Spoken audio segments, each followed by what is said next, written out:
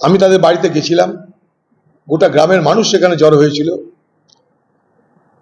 দুঃখ তো হচ্ছেই, পাশাপাশি ঝন্টু শেখ তার আত্মবলিদানের মাধ্যমে এটা বলে গেল দেশবাসীকে যে দেশ রক্ষার প্রশ্নে হিন্দু মুসলমানের কোনো ফারাক নেই। সীমান্তে যেমন ফৌজি আছে, তারা কেউ হিন্দু, কেউ মুসলমান, কেউ শিখ, কেউ খ্রিস্টান, কেউ নেপালি, কেউ আদিবাসী,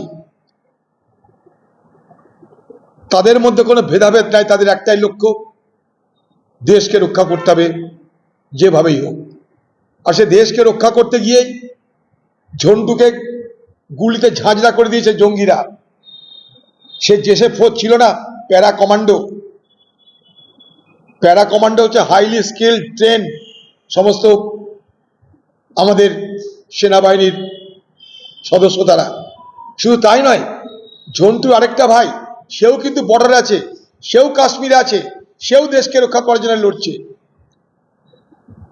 26 জন হিন্দুর মৃত্যুতে আমাদের যেমন সবাই ভারতবর্ষে ক্রন্দনরত, মানে ক্রন্দনরত, তারা সবাই শোকগ্রস্ত, সারা ভারতবর্ষের মানুষ।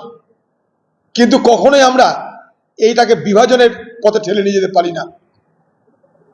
কালকে আমি চাপড়ায় বলে এসেছিলাম প্রোগ্রামে যে সেখানে নাজাকাত বলে একজন, যে আদিল শাহর মামা, যে টাট্টুবালাকে মেরে দিয়েছে জঙ্গিরা, তার মামা, সে বাঁচাচ্ছে বিজেপি নেতার বাচ্চাকে। কালকে আমি বলেছি, আজকে দেখছি খবরের কাগজে সেটা বেরিয়ে গেছে, আমি কিন্তু কালকেই বলে এসেছি। তাই স্বাভাবিকভাবেই ঝন্টুর, আলী শেখের শহীদত্ব সারা দেশবাসীর কাছে একটা নতুন বার্তা দিল বটে, যে দেশ রক্ষার প্রশ্নে আমাদের সকলকে এক থাকতে হবে। আমি তাদের